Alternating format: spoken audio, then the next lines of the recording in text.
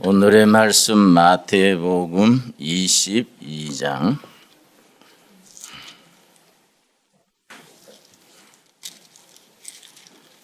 마태복음 22장 37절에서 읽습니다.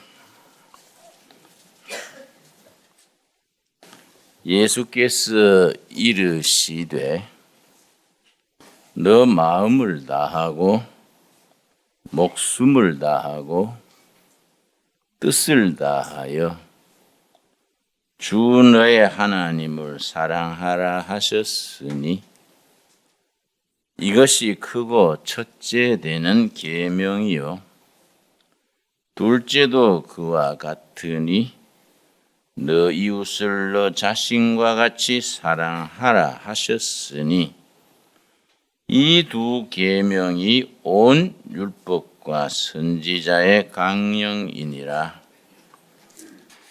사람이 사노라면은 나쁜 일이 일어나서 한두 건이 아니라 아주 단체로 일어납니다.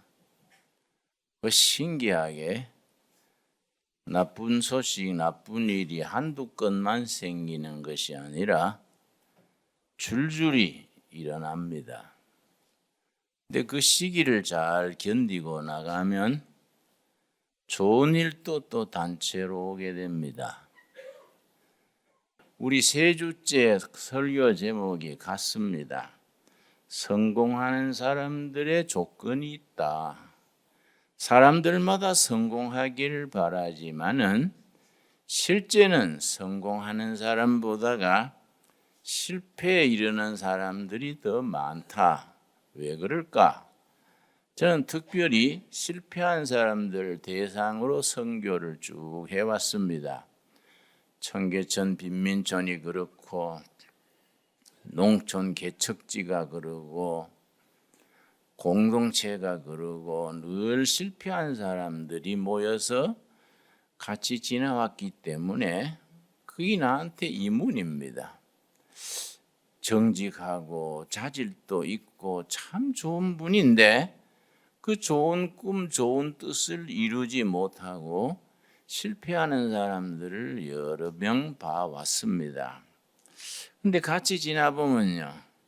아하, 저 사람은 저래서 실패를 하는구나. 그걸 내가 이해를 하게 됩니다.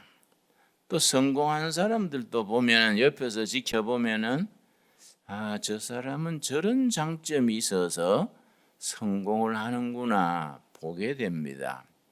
성공해도 실패해도 거기에 해당되는 조건이 있는 겁니다.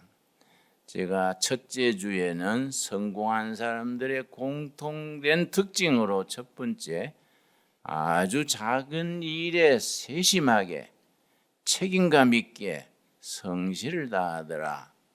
두 번째는 기초, 바탕을 탄탄히 하고 말하자면은 현장을 충실히 한다. 그 얘기를 나누었습니다. 두 번째 주 지난주는 정리정돈을 제대로 하는 사람들이 성공에 이른다. 정리정돈을 제대로 하지 아니하고 막 앞뒤 바뀌게 뒤죽박죽 살아가는 사람들은 실패할 확률이 그만큼 높습니다. 그래서 자기 분야의 업적을 두드러지게 나타낸 사람들 곁에서 보면은 정리정돈을 아주 깔끔하게 철저하게 하는 사람들입니다. 오늘은 세 번째 시간에 오늘 마태복음 5장 9절 말씀 우리 한번 같이 찾겠습니다. 마태복음 5장 9절에 보면은 하나님께서 복 있는 사람을 말씀하시면서 5장 9절 말씀에 화평케 하는 사람, 평화를 만들어내는 사람, 영어로 피스메이커에 대한 축복의 말씀을 전했습니다. 마태복음 5장 9절 화평하게 하는 자는 복이 있나니 그들이 하나님의 아들이라 일컬음을 받을 것이며 화평케 하는 자, 영어 성경에는 피스메이커라고 되어 있습니다. 평화를 만들어내는 사람들은 복이 있도다. 그래서 성경 헬라어 원문에는 복이 있도다가 먼저 나옵니다. 복이 있도다, 평화를 만들어내는 자들이여 그들이 하나님의 아들이라고 인정받게 될 것이다. 그렇게 나갑니다. 복이 있도다가 헬라어로 마카리오입니다. 마카리오이, 복이 있도다. 화평케 하는 자들이여, 피스메이커들이여, 평화 제조기들이여, 평화를 만들어내는 자들이여, 세상 사람들이 그들을 하나님의 아들, 딸이라고 인정해 주게 될 것이다. 그런 말씀입니다. 이 화평케 하라는 자는 말의 의미가 참 중요합니다. 화평에는 두 가지 큰 의미가 있습니다. 히브리어로 살롬입니다. 살롬. 살롬이라는 단어는 성경 전체를 관통하는 아주 중요한 단어입니다. 그 살롬의 의미는 크게 두 가지입니다. 첫째는 바른 관계입니다. 바른 관계. 하나님과 나와의 관계, 이웃과의 관계, 모든 물질과의 관계, 또 나아가서 자기 자신과의 관계, 바른 관계가 살롬. 두 번째가 중요합니다. 행복과 복지입니다.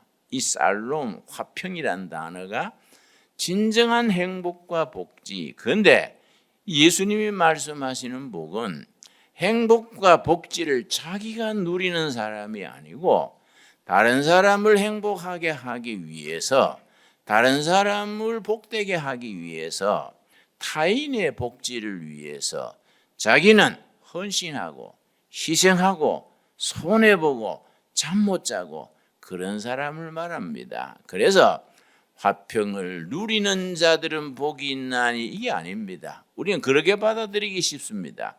화평을 누리는 자들은 복이 있나니 그들이 화평한 사람이 될 것이요. 전혀 그렇지 아니하고 다른 사람을 화평케 하기 위해서 자기는 손해보고 헌신하고 욕먹고 희생하는 사람, 피스메이커들은 복이 있다. 그들을 하나님의 아들이다, 딸이다고 세상 사람들이 인정해주고 하나님이 그렇게 인정해 주실 것이다. 그렇게 나갑니다. 여러분, 사람들은 자기가 행복을 누리기를 원합니다. 사람들은 자기가 복지를 누리기를 원합니다. 그러나 예수님은 그런 사람의 복이 아니라 다른 사람의 행복, 다른 사람의 복지를 위해서 자기는 기꺼이 헌신하고 희생하고 손해볼 줄 아는 사람, 그런 사람들이 하나님의 아들, 딸들이고 그런 사람들이 피스메이커, 화평을 만들어내는 사람들이다. 그 뜻입니다. 여러분, 한 세대가 행복을 누리고 복지를 누리려면은 그 앞선 세대의 희생과 헌신이 있어야 됩니다.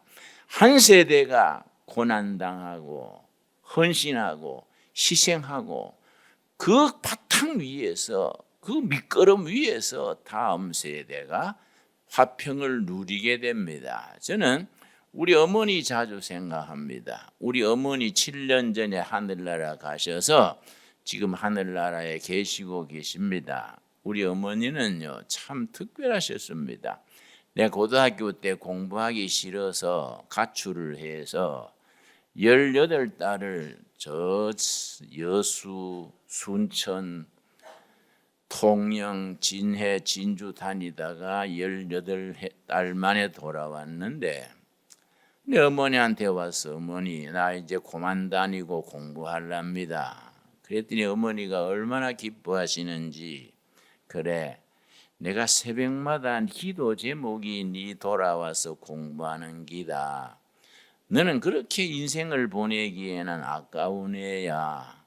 하나님이 널 언젠가 불러주실 줄 믿고 나는 그저 새벽마다 눈물로 기도했다. 그러니까 어머니에게 근데 어머니 1년 반이나 공부를 놓았으니 참고서를 사가지고 공부를 해야겠습니다.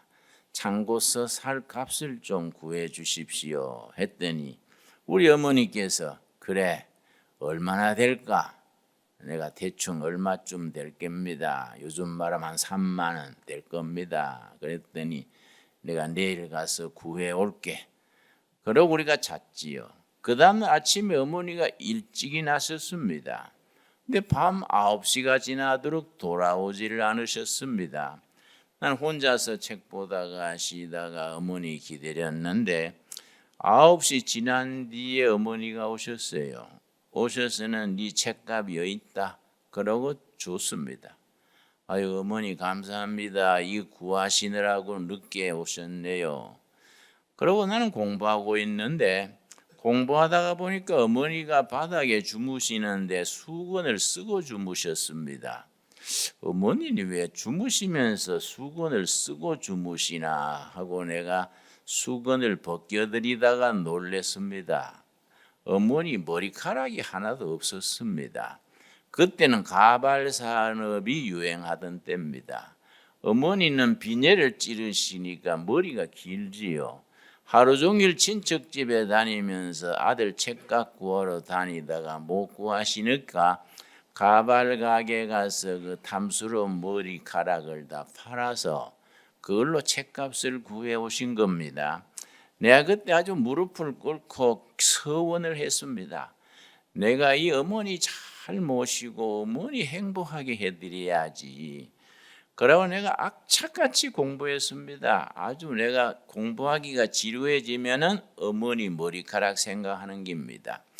내가 이 열심히 안 해가지고 공부해서 성공 못하면 내 어머니 자식이 아니다. 그런 마음을 가지고 열심히 공부했습니다. 그래서 제가 대학 갈 때 이제 장학금을 많이 받아서 장학금 탈 때마다 꼭 어머니 갖다 드렸지요. 어머니 내 장학금 탔습니다. 받을 때마다 갖다 드리곤 했었습니다. 여러분 나는 내가 뭔가 사랑굿이라고 하는 것이 우리 어머니의 희생, 헌신, 기도 그 밑거름에 있는 거이다. 난 늘 그렇게 인정을 합니다. 누군가가 한 세대, 한 시대에 희생과 헌신과 눈물과 땀이 밑거름이 되어서 다음 세대가 평화를 누리고 행복을 누리고 복지를 누리게 됩니다. 그걸 예수님께서 마카리오이 복이 있도다 화평케 하는 자들이여 피스메이커들이여 세상 사람들이 그를 하나님의 아들 딸이라 인정하게 될 것이고 나 하나님이 그들을 내 자식이라고 인정하게 될 것이다. 그런 의미가 됩니다. 여러분 성공하는 사람들의 특징이 뭡니까? 항상 자기 맡은 분야에 정성을 다하는 겁니다. 여러분 마태복음 22장 35절 한번 찾아보겠습니다. 마태복음 22장 하나님 섬기는 일에는 물론이니와 세상 만사에 자기 맡은 일에 인생을 통째로 투자하는 사람들을 하나님이 쓰십니다. 우리 성경을 읽어보면요 성경에 많은 사람들이 등장합니다. 하나님이 사람을 쓰실 때에 놀고 있는 사람을 쓰는 예는 한 건도 없습니다. 성경에 얼마나 많은 인재들이 등장합니까?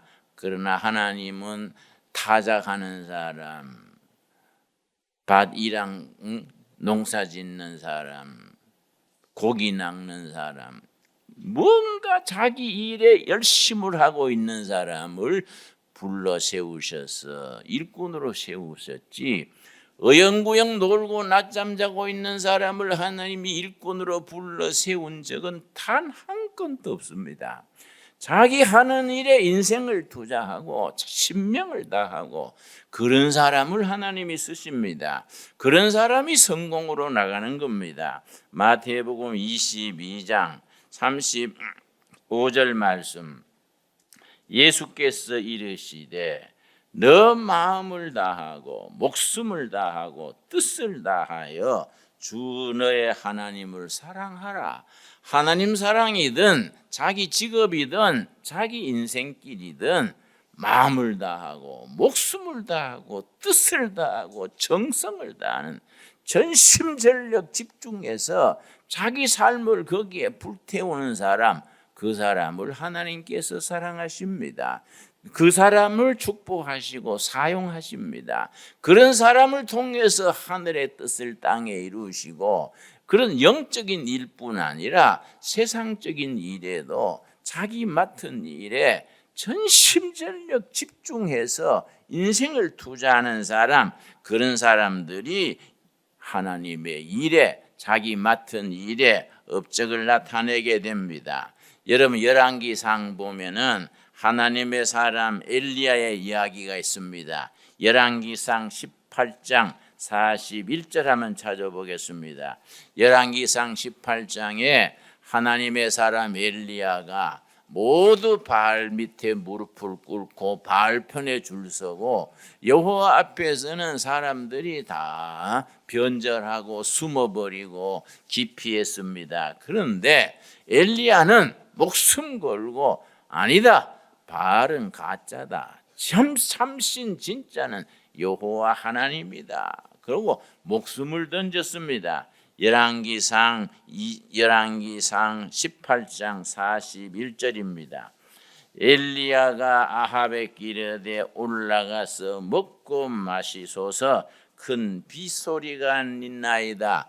그 앞에 부분에 3년 6개월 동안 가뭄이 왔습니다. 온 나라가 아주 타들어가는 때입니다. 하늘에서 불이 내려오는 신이 진짜다, 바알이 진짜냐 여호와가 진짜냐, 그걸 갈멜산 꼭대기에서 내기를 했습니다. 여러분 기억하시지요? 바알 선지자는 450명이고 하나님의 사람은 엘리야 한 사람입니다. 하나님께서 엘리야가 기도할 때 하늘에 불이 내려와서 재물을 태웠습니다. 그 기세를 바탕으로 바알 선지 450명을 제거하고, 이제 엘리야 선지가 하나님 앞에서 지금 비 오기를 기도하는 장면입니다. 42절 말씀. 아합이 먹고 마시러 올라가니라.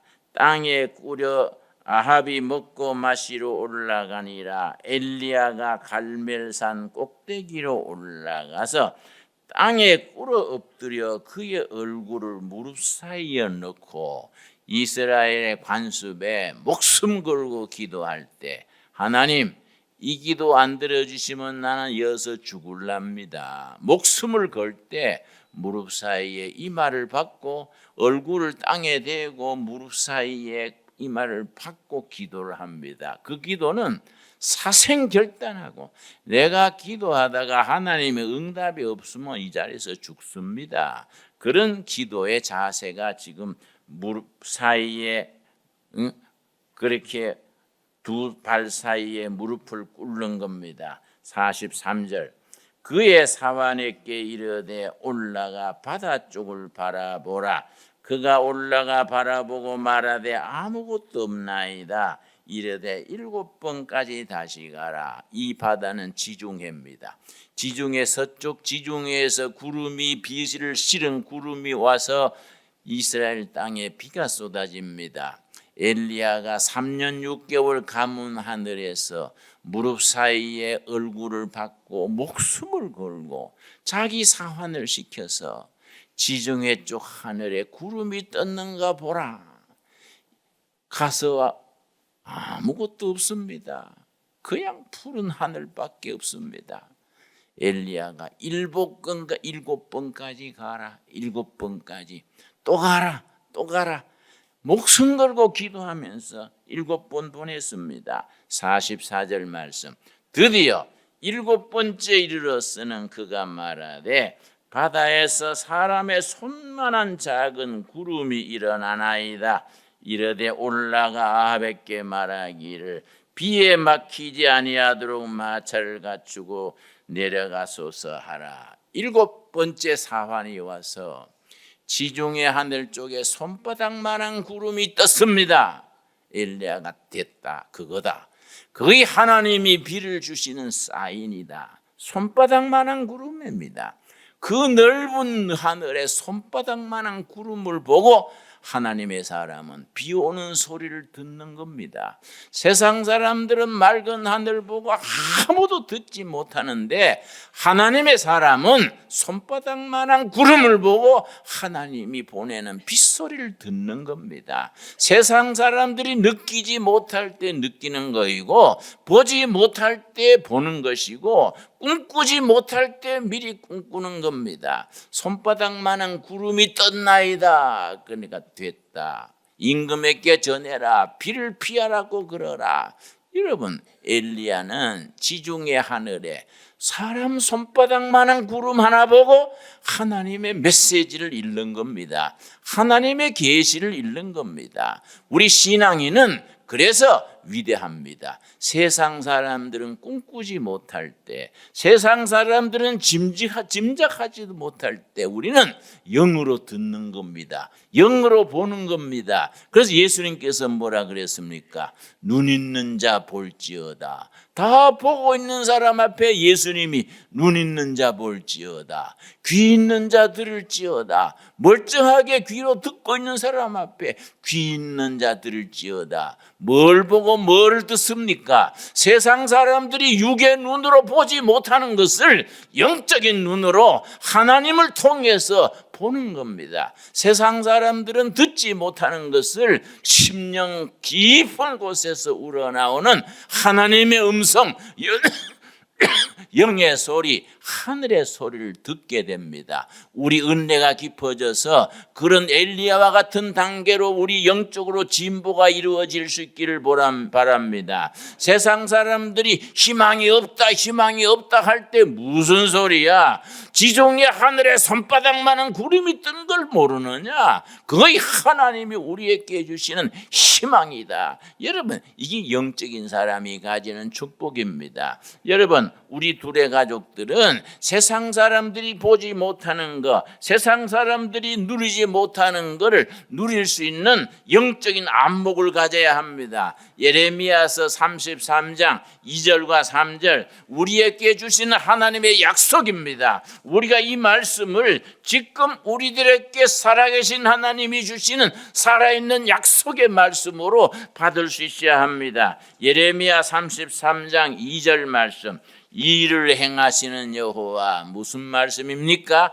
행동하시는 하나님, 액션하시는 하나님, 이 일을 행하시는 액션하시는 하나님, 그것을 만들며 성취하시는 하나님, 하나님께서 일을 만드시고 이루시고 열매를 거두시는 성취하시는 하나님, 그의 이름을 여호와라 하는 이가 이같이 이르시는도다. 여러분, 예레미야 33장 2절 말씀이 오늘 우리 둘의 가족들 삶의 현장에 임하는 살아있는 말씀으로 받을 수 있게 되기를 바랍니다. 3절이 약속입니다. 너는 내게 부르짖어라. 너는 내게 부르짖어라. 내가 너에게 응답하겠고 너가 알지 못하는 크고 은밀한 일을 너에게 보이리라. 여러분, 아멘 하십니까? 너는 부르짖어라. 부르짖어라. 내가 응답하겠다. 네가 꿈꾸지 못하는, 생각하지 못하는, 상상하지 못하는 위대한 미래, 영어 성경에는